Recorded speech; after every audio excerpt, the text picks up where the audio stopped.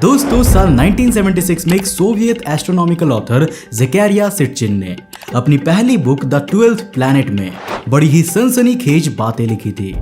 उन्होंने कहा है कि आज हम लोग एंशिएंट सुमेरियन, अकाडियन, एसीरियन और बेबीलोनियन माइथोलॉजी में या जिन भी पुराने टेक्स्ट में भगवानों या फिर देवी देवताओं के बारे में देखते हैं या फिर पढ़ते हैं, वो कोई अलौकिक शक्ति वाले लोग नहीं थे, बल्कि वो बस एक हाईली एडवांस सभ्यता के कुछ ऐसे लोग थे जो धरती के रिसोर्सेज के लालच में यहाँ पर आए थे। और जिस लक्ष्य को हासिल करने के लिए पहले तो उन्होंने अपने स्वार्थ के लिए हमारा विकास किया, लेकिन फिर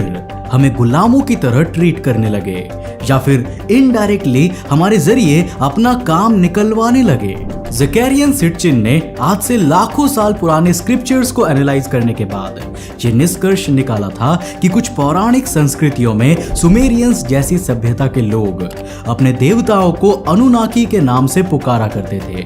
जिन्होंने अपने संसाधनों के माध्यम से मानव विकास को एक बहुत बड़ा उछाल दिया था। लेकिन उन टेक्स्ट को सालों तक स्टडी करने के बाद सिटचिन ने यह इंटरप्रिटेशन किया कि वो लोग कोई देवता नहीं थे, बल्कि वो सारे लोग निबिरू नाम के एक ऐसे ग्रह से आए थे जो हमारे सोलर सिस्टम के अंदर ही एग्जिस्ट करता है। अब दोस्तों, वो लोग यहाँ पर आए किस लिए थे और क्या उन्होंने जेनेटिक इंजीनियरिंग करके इंसानों को डेवलप किया है? वेल, आज के इस वीडियो में हम इसी मुद्दे की जड़ तक जाने वाले हैं। तो हेलो गाइस, मैं हूं कौशिक और चलिए शुरू करते हैं आज के एंशिएंट एपिसोड को। दोस्तों, अगर शुरू से शुरू किया जाए तो इस कहानी की शुरुआत होती है साल 1849 में, जब इराक के अंदर निनेवो शहर के अलग अलग क्षेत्रों में प्राचीन मेसोपोटामिया सभ्यता से संबंधित सबूतों को ढूंढने के लिए खुदाई की जा रही थी। अब शुरुआती कुछ दिनों में तो केवल रेत ही रेत हाथ लग रही थी, लेकिन एक दिन उन्हें काफी बड़ा महल मिला, जिसके बाद तकरीबन 4 साल तक चलने वाली इस खोज में उन्होंने कई स्कल्पचर्स तो खोज निकाले ही थे, साथ ही साथ उनके हाथ काफी सारी क्ले टैबलेट्स भी लगी, जिनमें प्राचीन सुमेरियन मान्यताओं और साक्ष्यों के आधार पर मनुष्यों की उत्पत्ति और देवताओं के रोजमर्रा के जीवन के बारे में लिखा हुआ था। अब चूंकि उस वक्त के देवता या वो अनुनाकी मेसोपोटामिया के साम्राज्य में धरती पर ही रहा करते थे।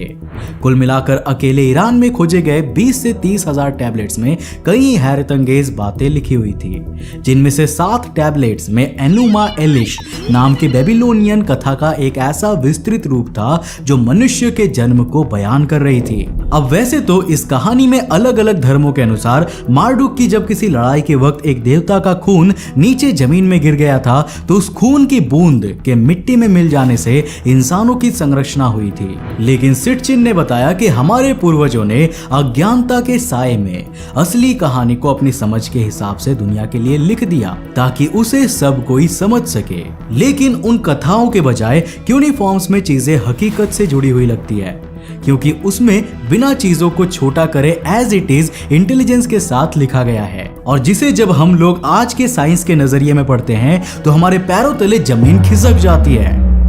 इंटरप्रिटेशन के दौरान सबसे पहले यह पता चला कि पौराणिक भाषाओं में अनुनाकी का मतलब ही होता था ऐसे लोग जो ऊपर यानी आकाश से आए हो, और ये शब्द ही उन देवताओं की ओरिजिन को काफी हद तक जस्टिफाई कर देता है।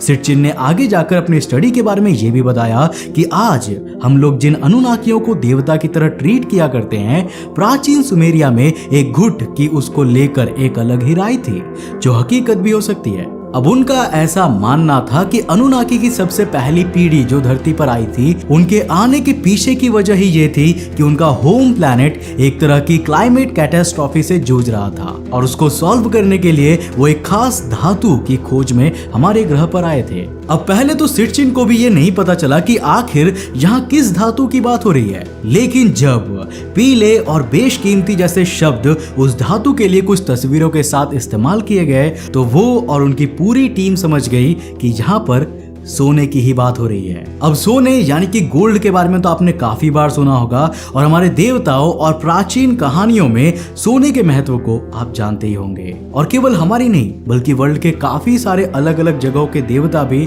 सोने को ही सबसे ज्यादा इंपॉर्टेंट माना करते थे। अब हो सकता है कि वो अनुनाकी सोने को किसी एनर्जी सोर्स की तरह ट्रीट करते हो, ऊपर से सौरमंडल के बाकी सभी ग्रहों पर सोने की अवेलेबिलिटी आज तक रहस्यों में घिरी हुई है और इसी वजह से ये एक वैलिड रीजन था कि वो आखिर हमारे ही ग्रह पर क्यों आए थे। अब यार सोना भी कोई ऐसी चीज नहीं थी जिसे बस धरती की ऊपरी सतह पर ही कुरेद कर खोज लिया जाए, जिस वजह से अनुनाकियों ने अपने डीएनए को होमिनिड यानी चिंपैंजीज और गोरिल्ला जैसे बंदरों के साथ मिक्स करके उससे एक परफेक्ट जीव की संरचना करने की कोशिश की, जिसकी बौद्धिक क्षमता और शारीरिक बल कम से कम इतनी हो कि वो सोना निकालने के लिए उनके काम को अंजाम दे सके। और कुछ फेल्ड एक्सपेरिमेंट्स के बाद जब वो सफल हुए तो कुछ इस तरह से धरती के पहले इंसान अस्तित्व में आए थे। अब अगर इसी कहानी को आप उस एनुमा एलिश से कंपेयर करेंगे जिसे हमें आज पढ़ाया जाता है, तो आपको ढेर सारी सामान्यताएं दिखने मिलेंगी,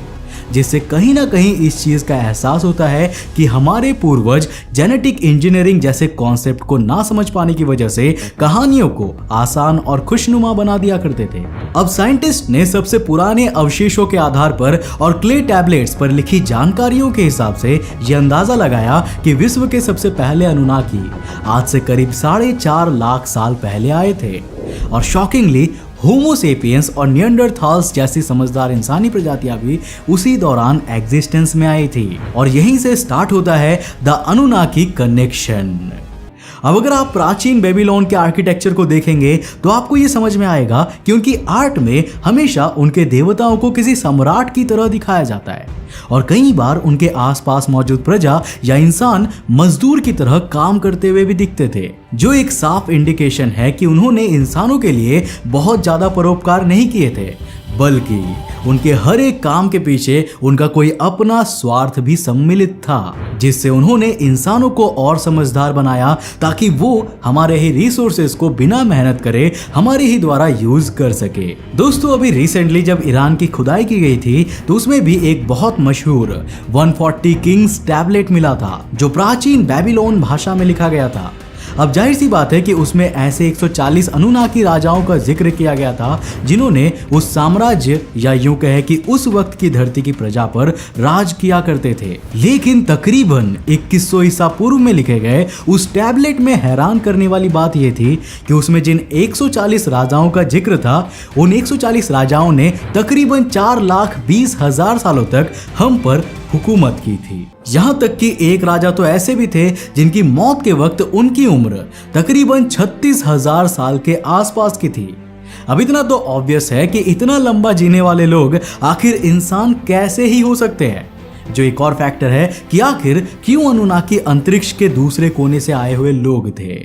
अब बातें यहीं पर खत्म नहीं होती, बल्कि जब हम इस बारे में थोड़े और आर्कियोलॉजिकल डॉक्यूमेंट्स में देख रहे थे तो हमने देखा कि ऐसे काफी सारे फॉसिल्स कुछ बहुत ही इग्नोर्ड जगह से बरामद किए गए थे, जिन्हें देखकर इंसानों का डीएनए तो मिल रहा था, लेकिन उनके कंकाल की दिशा उनकी उम्र के 500 वर्ष से अधिक के होने के प्रूफ दे रही थी। अब इन चीजों से हम लोग साबित क्या करना चाहते हैं? तो गाइज हम फैक्ट से हटकर थोड़ा कंक्लूजन पर ही नजर डालते हैं। अगर आज हम लोग पुराने समय से लेकर अभी तक के बंदरों की एवरेज लाइफ स्पैन को निकालने जाएंगे तो हमें ये साफ साफ पता चल जाएगा कि बंदर हमेशा से ज्यादा औसतन रूप से 40 से 45 साल तक ही जीते आए हैं, जबकि वहीं in so called Anunnaki arrival period के बाद जब हम इंसानों के इंटेलिजेंस बढ़ी और हमारी ब्रांचेस अलग हुई तो हमारे एवरेज लाइफ स्पैन में एक सडन ग्रोथ देखने को मिला। अब सिटचिन के तथ्य जहां प्रूव करते हैं कि अनुनाकियों ने जेनेटिक इंजीनियरिंग करके हमें एक कंप्लीट और इंटेलेक्चुअल ऑर्गेनिज्म बनाया,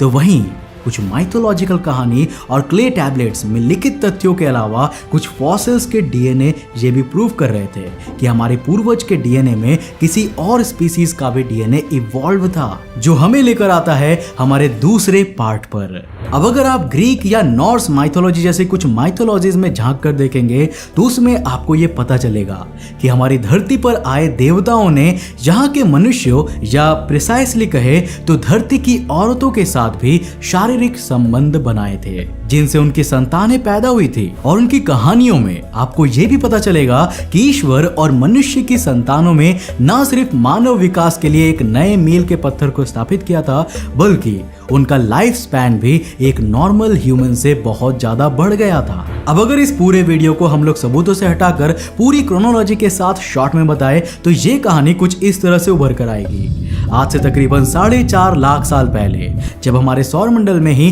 कहीं दूर मौजूद निबिरू ग्रह पर प्राकृतिक आपदा आ रही थी, तो उससे बचने के लिए उस ग्रह के लोगों ने एक ऐसे रिसोर्स को खोज निकाला जो सिर्फ और सिर्फ धरती पर मौजूद था। और जब किसी यान में उस ग्रह के लोग धरती पर उतरे तो उन्होंने ना सिर्फ होमिनिड्स के साथ अपने डीएनए को मिक्स करके एक नई प्रजाति को क्रिएट किया, बल्कि उन्होंने अपनी डीएनए के इंटरफेरेंस से उस प्रजाति की बौद्धिक और शारीरिक क्षमता को भी बढ़ाया। और उस प्रजाति को आज हम सब लोग इंसानों के नाम से जानते हैं। अब चूंकि वो लोग ऊपर से आए थे, इसीलिए हमारे पूर्वज उन्हें अनुनाकी नाम से बुलाने लगे। और क्योंकि अनुनाकियों की टेक्नोलॉजी के आगे हम कहीं नहीं टिकते थे, इसीलिए उन्होंने उसका फायदा उठाकर हमारे पूर्वजों पर सालों तक राज किया, जिस दौरान उन्होंने खुद के लिए तो बहुत सारे आर्किटेक्चर बनाए, लेकिन इंसानों का इस्तेमाल उन्होंने केवल सोना निकालने के लिए ही किया। माइथोलॉजिकली अपने शासन के दौरान उन्होंने इंसानी महिलाओं के साथ अपनी संतानों को भी धरती पर जन्म दिया, जिनकी वजह से उस वक्त के इंसानों का लाइफ स्पैन भी इंटेलिजेंट डीएनए के इंटरफेरेंस से एक्सटेंड होने लगा, जबकि बाकी बंदरों में एवोल्यूशन का ऐसा कोई भी स्टेज देखने को नहीं मिल रहा था। अब क्ले टैबलेट्स में मिले सबूत हमें इस बात से भले ही हैरान करती हो कि अनुनाकी 36,000 सालों तक जिए, लेकिन हो सकता है कि उनके ग्रहों पर इतनी लंबी जिंदगी बहुत कॉमन सी बात हो। नाउ आफ्टर ऑल, अगर किसी ग्रह पर लोग केवल और केवल 30 साल तक जिंदा रहते होंगे तो उनके नजरिए से तो हम इंसानों की जिंदगी भी काफी लंबी कहलाएगी। खैर, coming back to the point, उन्होंने तकरीबन 4.5 लाख सालों तक हम पर राज करते हुए हमारे रिसोर्सेज को एक्सप्लॉइट किया और उसे अपने ग्रह पर ले जाते रहे। और जब उनका काम पूरा हो गया तो उन्होंने पूरे विश्व में जल प्रलय ला दिया, जिसकी अलग अलग कहानियां ना सिर्फ हमें हर एक माइथोलॉजी में देखने को मिलती है, बल्कि उसके सबूत भी आर्कियोलॉजिस्ट कई बार दुनिया के सामने पेश कर चुके हैं। अब हो सकता है कि जल प्रलय लाने से वो अपने सबूतों को मिटाने की कोशिश करना चाह रहे हो, लेकिन अगर जिस तरह से क्ले टैबलेट्स को इंटरप्रेट करके हमें ये बताया गया है वो सारी बातें सच हैं, तब तो इस माइथोलॉजी में मौजूद देवताओं से ज्यादा खौफनाक क्रिएचर हम इमेजिन भी नहीं कर सकते।